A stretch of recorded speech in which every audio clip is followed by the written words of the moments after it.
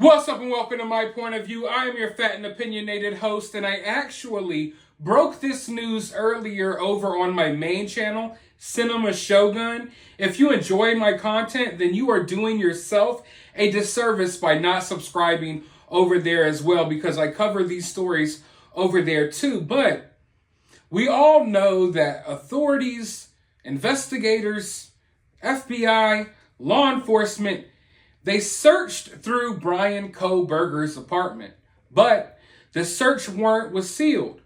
So we did not know what they found.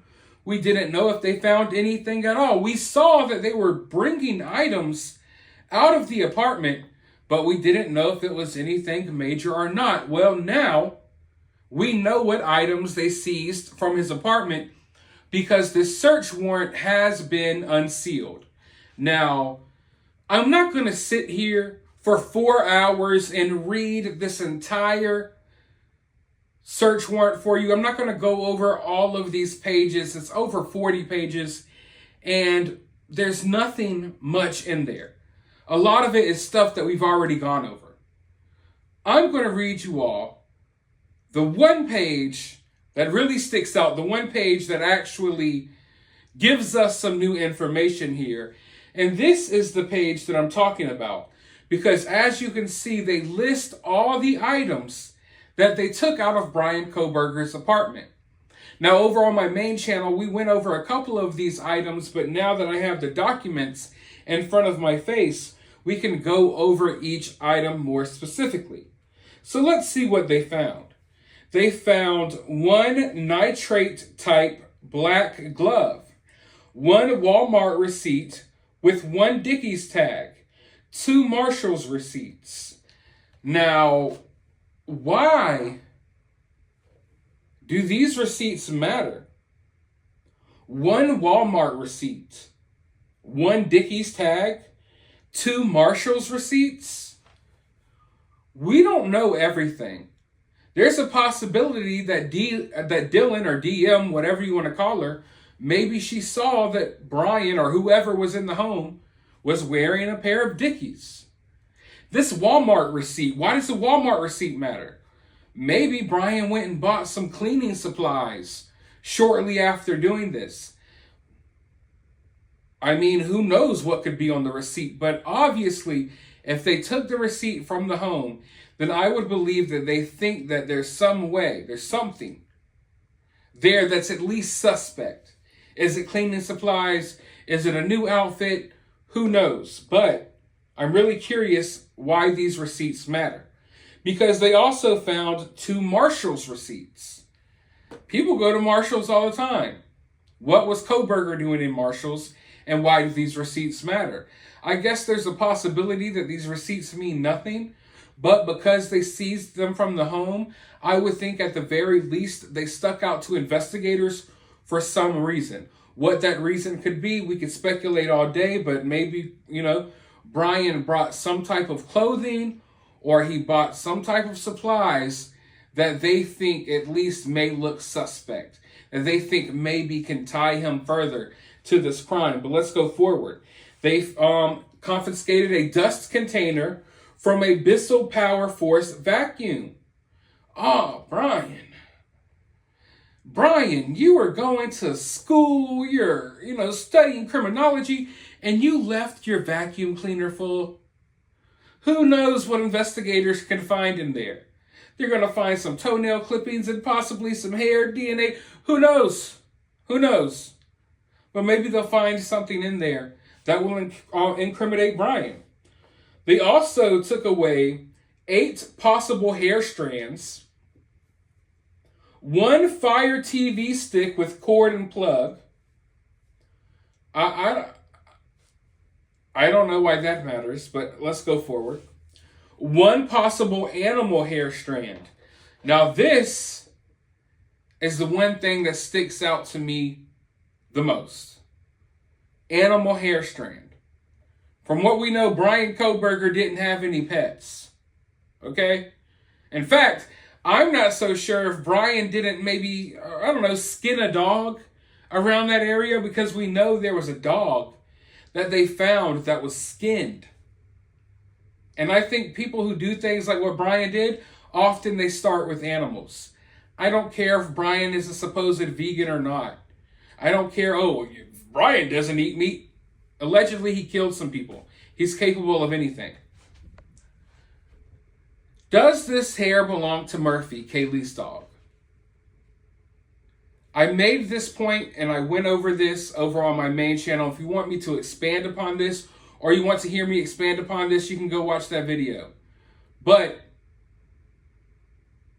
throughout this process of Bryan allegedly entering that home, taking the life of 4 individuals, there's a huge possibility that he got some of Murphy's hair on him.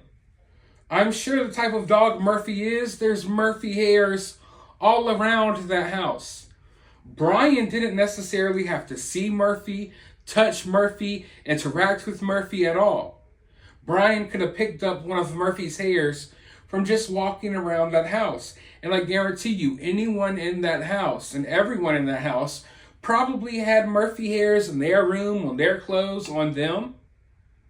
So if they can tie this hair to Murphy, if they could figure out that this is Murphy's hair, then how is Kohberger going to explain that away? I know that there's still a possibility that Bryan gets off here. And a lot of the evidence is what they call circumstantial evidence. But with the phone pings, the DNA on the sheath, with your car being seen in the area, your phone being turned off at the time, and if they find out that this dog hair belongs to the dog inside of this home, I find it hard to believe that Bryan's going to get away with this. That's just, to me, that's the nail in the coffin. But I'm no expert. I'm not a lawyer. Anything could happen, but in my eyes, that's the nail in the coffin. That's the last piece of evidence that I really need to see. But I'm not saying that's necessarily enough for them to find Bryan guilty without a shadow of a doubt. But damn, it's going to be really hard to explain away. But there's other things found as well. They find another possible hair, another possible hair, another possible hair, and another possible hair. So we're looking at around like 14, 15 different items that they took out of Bryan Kohberger's apartment. And there's all these possible hairs. Now, as you can see, number 5, it says they found 8 possible hair strands. But then number 8, 9, 10, and 11, those are all possible hair strands as well. One of them being, number 7 being an animal hair strand. I'm guessing that these are possible hair strands that they believe are different hairs. I wonder why the 8 hair strands were like their own category while the other hair strands were like their own separate categories. I'm guessing they believe those 8 strands of hair belong to one person, whereas the other strands belong to other people or possibly animals. There's a possibility here that they find hair strands that belong to each one of the victims and the dog. Anything is possible. I'm telling you right now, women with that long hair, that hair be all over the place as well. Okay? All over the place. So, who does this hair belong to?